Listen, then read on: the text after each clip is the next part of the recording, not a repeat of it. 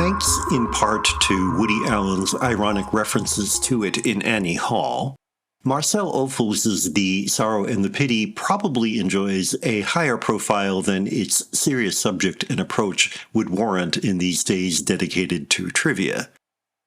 Almost universally acclaimed when it was released, the film has acquired something like legendary status to the point that you have to wonder how many people have actually watched it lately. At over 4 hours long, it's not likely to entrance viewers who have difficulty sitting through a 30-second commercial. It is tempting to suggest, in other words, that Sorrow is in danger of becoming a waxworks classic to which everyone pays tribute without watching or questioning it. It is worth noting, for example, that Sorrow is a quote-unquote film only in the sense that it was released theatrically when banned from broadcast on French television. That point is worth noting because its length, complexity, and questioning method have far more in common with television production than fiction features. Without denying the film's importance, many of its distinctions stand out only against the hidebound, ultra-conservative world of narrative features.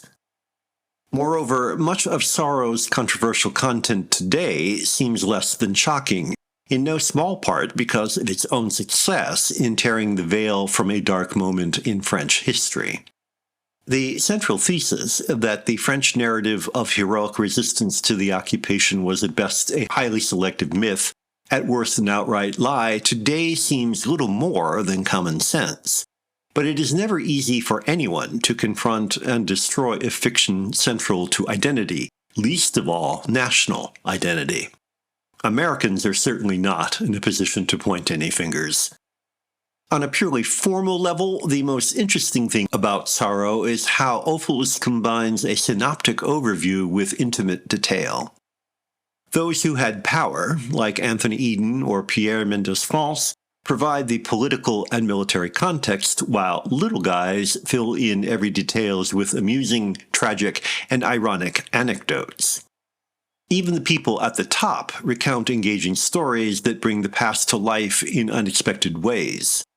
The most famous of these is no doubt Mendès-France's priceless story about his escape from prison. Interspersed with the interviews and synopses, shots from news and propaganda films, excerpts from fiction features, and public performances by well-known entertainers provide general cultural and social context. The cumulative effect is to produce a persuasive, compelling examination of a place and time that never shies from political and moral questions, never loses the thread of forward exposition, and yet also never settles for easy answers or attitudes. We end up feeling we know these people almost as close friends. To say the film consistently entertains risks suggesting that it is superficial. In fact, The Sorrow and the Pity trusts the viewer, engaging our intellects while exciting our moral selves with difficult truths rather than easy identification.